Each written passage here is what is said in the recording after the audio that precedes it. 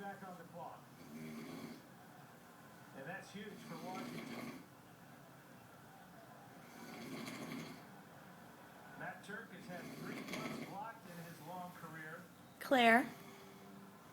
The Claire. last punt was a very poor one. And we haven't had a whole lot of punting today, have we, guys? No.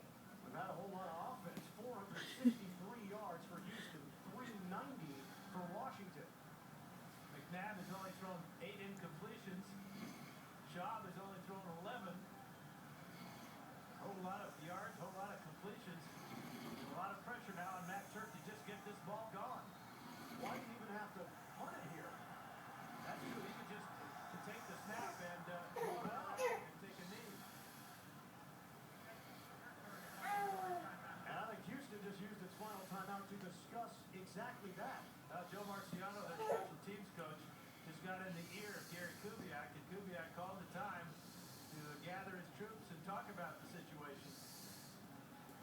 There's no reason to punt right now for Matt Turk and the Houston Texans. Take the snap cleanly.